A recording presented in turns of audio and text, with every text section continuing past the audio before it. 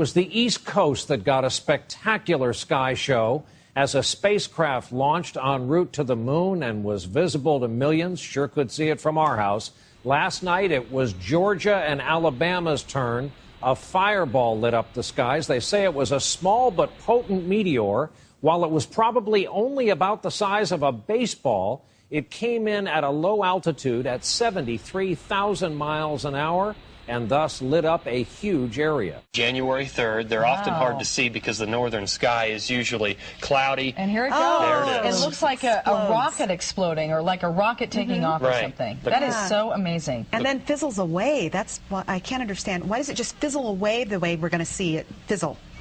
I don't know. I mean, you know it all, Tomer. As he said, he's a meteorologist, not a meteorologist. Yeah, I just don't know. I mean, they die. They lose that light, or they're burning up. Wow. And the quadrantids, as they are formally called. So there you go. Amazing video. I'm just so happy that we were able to capture that. I wonder if we were the only ones that got that.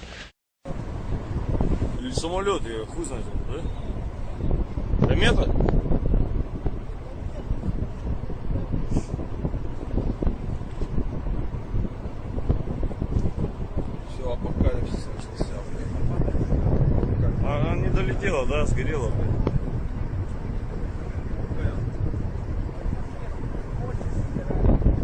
Красиво. Надо было бы раньше это, да.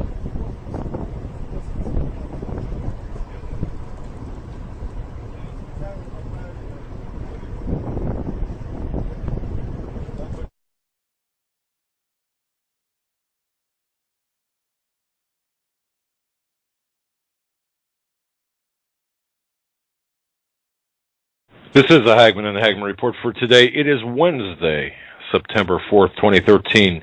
I'm Doug Hagman. With me in studio is my co-host, my son, fellow investigator Joe Hagman. Together, we are the Hagman and Hagman Report. Folks, you're about to hear Reverend Michelle Hopkins. Reverend Michelle. Yes. Welcome to the show, Reverend Michelle. Thank you so much. I appreciate being here. What do you know about ison, and if this is related, how so?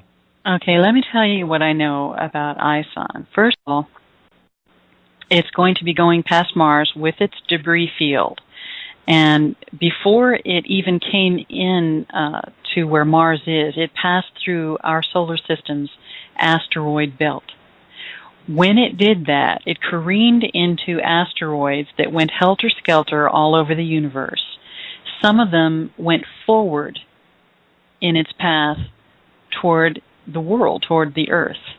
Some of them have already hit the Earth. They've already gone down through our atmosphere and burned up and whatnot. Some of them have hit terra firma.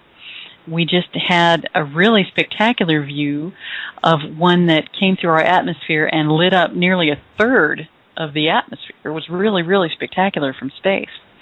So we've got that debris coming at us already from the asteroid belt. And this thing that just went through our atmosphere, it was an asteroid. It was not a meteor. People think that a meteorite is just, a smaller asteroid, but no, they're different animals.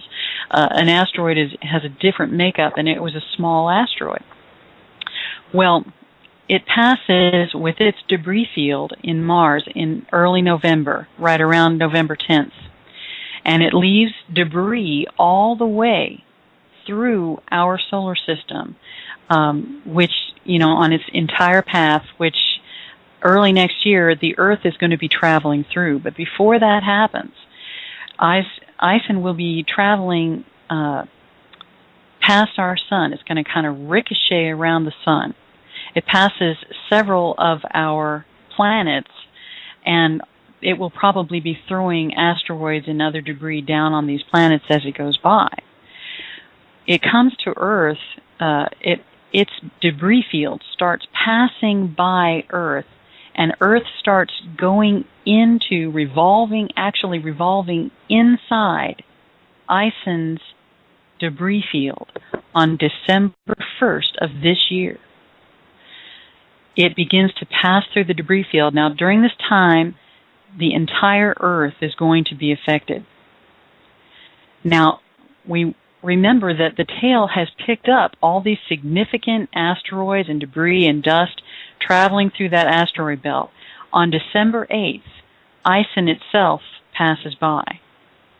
Now, we should be able to really see a spectacular show from the comet. The comet is really huge, and it's even its tail.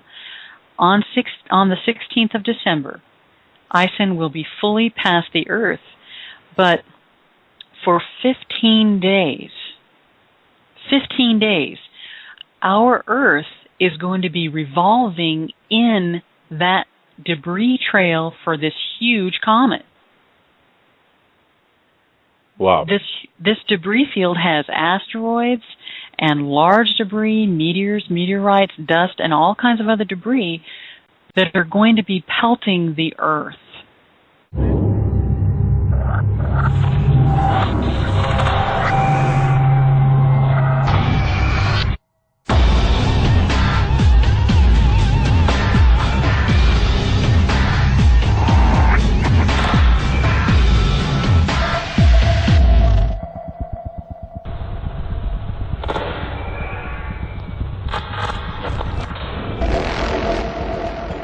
There are millions of objects in space.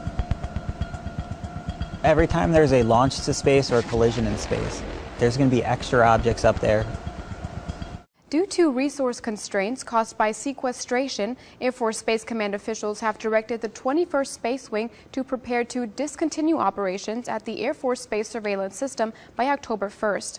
Final decisions on all fiscal 2014 budget issues will be made over the next few weeks. By discontinuing operations, the space surveillance system would not be maintained in operational status. Breathe,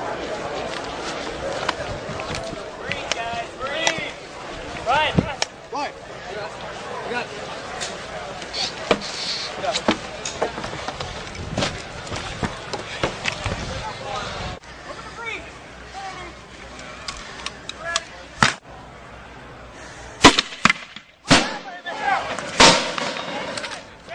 Get clear. Oh, yeah.